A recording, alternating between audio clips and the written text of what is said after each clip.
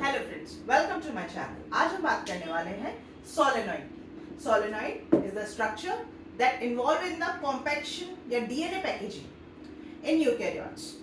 How this solenoid forms? As we have already talked about the nucleosome, that is the fundamental basic structure unit of a chromatin. ठीक है, quick revision करते हैं। Chromatin के DNA packaging की हमने शुरुआत की थी हमारे प्रीवियस लेक्चर में, जिसमें कि हमने न्यूक्लियोसोम के बारे में डिटेल में पढ़ा था। 4 तरह के प्रोटीन, हिस्टोन प्रोटीन स्पेशली, जो कि यूकैरियोट्स में होती हैं, H2, H2B, H3, H4, ये मिलके क्या बना रही थी? Core structure. ऑक्टामर होता है प्रोटीन्स का, वो बनाता है core structure. This core structure के अराउंड क्या होता है? डीएनए रैप होता है। डीएनए की कितनी लेंथ थी? It is 150 to 200 base pair around exactly. जैसे ही रैपिंग खत्म हो रही है, यहाँ पे होती है एक H1 प्रोटीन जो कि कहलाती है लिंकर प्रोटीन। ठीक है, linker histone protein. H1 protein is the linker histone protein, जो कि डीएनए को कहती है okay fine, now go further. Go further में यहाँ पे ये वाला जो डीएनए होता है, it is linker DNA. Linker DNA के बाद एक और न्यूक्लियोसोम फॉर्मेशन होता है, और इस तरह से सीरीज कंटिन्यूअस होती है। डीएनए की wrapping around the core structure होते होते compaction of DNA get started, and ultimately the formation of chromatin will start with the formation of nucleosome. That's why nucleosome is also called as the primary structure of chromatin. Next to this nucleosome formation, what will be happen? The solenoid formation will takes place. Solenoid formation के लिए हमें 6 nucleosome चाहिए होते हैं। कितने बच्चों? 6 nucleosome.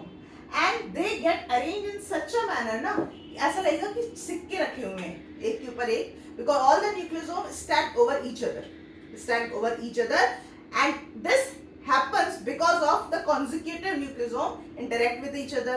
Why they interact with each other? Because and the credit for this interaction goes to this linker DNA. ठीक है बच्चा, लिंकर डीएनए को क्रेडिट जाता है। बहुत बुरी हैंडराइटिंग आ रही है। ठीक है, लिंकर डीएनए को क्रेडिट जाता है। इसकी बेंडिंग कुछ इस तरह की होती है। क्या इनका जो फॉर्मेशन होता है सोलेनॉइड का, वो उसकी फॉर्मेशन में ये सारे न्यूक्लियोसोम स्टैक ऑफ कॉइन की तरह अपीयर होते हैं। So this ultimately leads to more compaction of the DNA. इसी तरह से और भी यहाँ पे मान लीजिए एक और सोलेनॉइड बन गया, और बनते बनते बनते बहुत ज्यादा कॉम्पैक्ट होता जाता है हमारा क्या? DNA. And ultimately after this compaction the structure जो हमारे सामने आता है वो होता है क्रोमेटिन। ठीक है, तो nucleosome is the primary structure of chromatin, solenoid is the secondary structure of chromatin. And how many nucleosome involved in the formation of one solenoid? 6 nucleosome are involved in the formation of one solenoid. Okay, in solenoid the arrangement of nucleosome is whether zigzag or stack of coin की तरह होता है, तो yes it appears like a stack of coin या फिर stack of nucleosomes. Why it happens? Because of the bending of the special type of bending of this linker DNA, in which consecutive nucleosome interact with each other. Now पढ़ने वालों ने इसकी 2 तरह के model निकाले। Solenoid model तो ये मैंने बताई थी आपको। एक था जिगजैग। इसमें क्या हो रहा था? इसमें अपोजिट एक न्यूक्लियोसोम मान लो ये है, दूसरा ये रहा।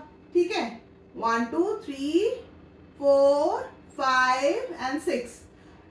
पढ़ने वालों ने और रिपोर्ट करने वालों ने ये भी कहा कि एक इसका जिगजैग मॉडल भी है।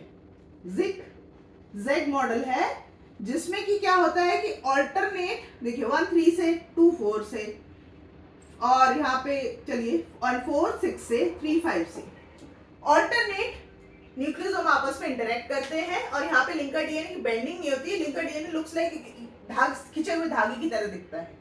तो ये होता है हमारा क्या? Zigzag model. So I hope ये कॉम्पैक्शन न्यूक्लियोसोम के बाद सोलेनॉइड जो मैंने अभी बना के दिखाया आपको, ये समझ में आ गया होगा, अच्छा भी लगा होगा ये लेक्चर। अच्छा लगा हो तो please hit the like button, share this video with your friend, and please subscribe my channel. मिलते हैं आगे के लेक्चर्स के साथ में। Till then stay safe and stay blessed. Bye bye.